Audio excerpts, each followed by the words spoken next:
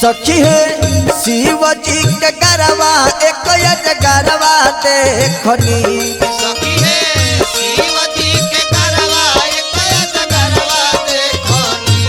सखी है शिव जी के गरबा एक गरबा देखनी।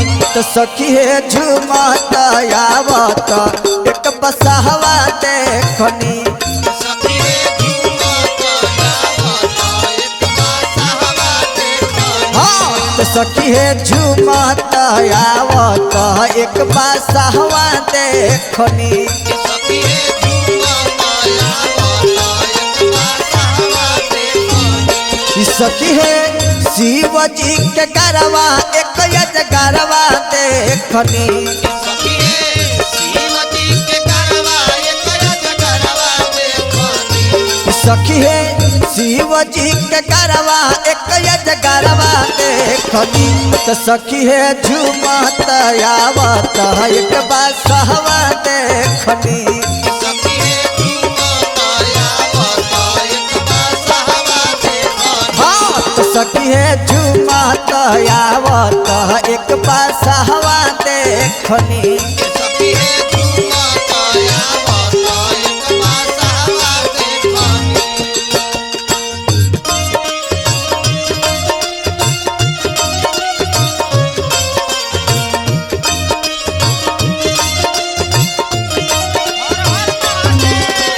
अरे बना रही आहा हा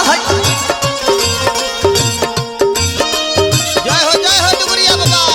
गर्दा उड़ाई राजन भैया गर्दा उड़ाई पूरा।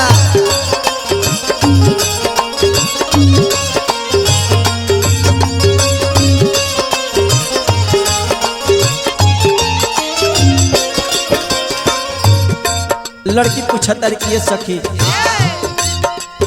खाली इतना देखलू हा। लड़की कहती कि ना सखी औरो कुछ देखले बानी। का देखलू हो सखी। कहतरी कि बताओ का देखलू है। लड़की कहतिया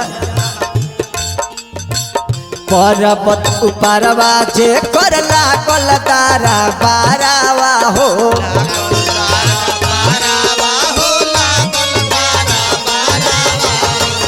पर्वत उपरवा जे करला कलतारा बारावा हो।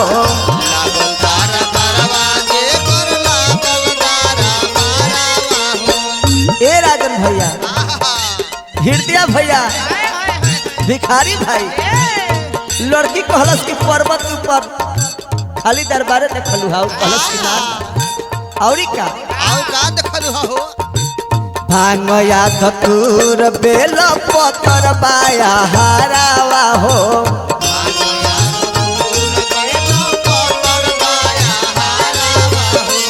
भांगया धतूर बेल पतर बाया हारावा हो।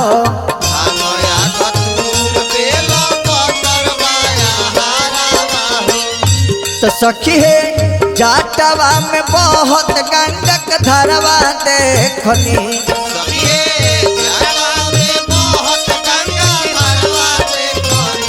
तो सखी है जाटवा में बहुत गंडक धरवा देखनी। तो सखी है झूमत आवत एक बसहवा देखनी। ए गोपाल भाई हाँ तो सखी है झूमत आवत एक बसहवा देखनी।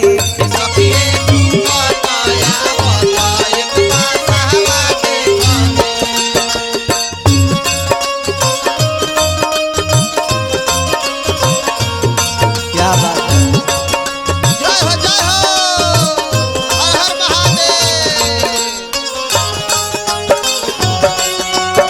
जय श्री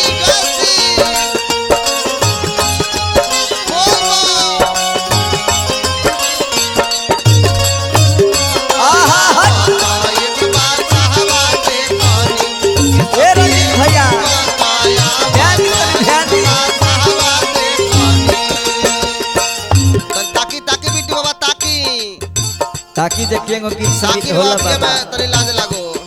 देखी महादेव के दरबार में कम से कम सच्चा दिल से हाजिरी लगाई बाबा। हाँ यह भक्ति के पहले तो काम ना चली। हाँ लेप लगावत तनी तो महादेव के दरबार में सच्चा मन से पूजा करी अर्पण करी तब बाबा के कृपा रुआ ऊपर पड़ी आना तो यहीं का बाड़े बांठा रह जाए।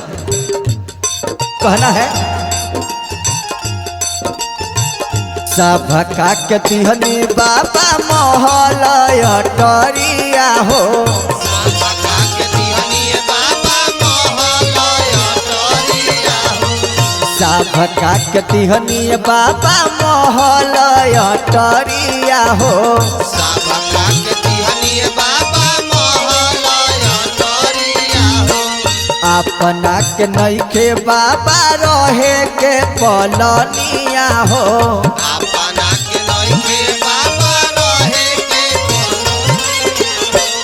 अपना के नइखे बाबा रहे के पलनिया हो अपना के नइखे बाबा रहे के पलनिया हो। तो सखी है साप को जर बिच्छू के हाहाकारवा देखनी सखी है साप को पीछे के हाहाकारवा देखनी। तो सखी है साप को जर बिच्छू के हाहाकारवा देखनी तो सखी है झूमत आवत एक बासहवा देखनी सखी है झूमत आवत एक बासहवा देखनी। तो सखी है झूमत आवत एक बासहवा देखनी सखी है झूमत आवत एक बासहवा देखनी। तो सखी है झूमत आवत एक बासहवा देखनी।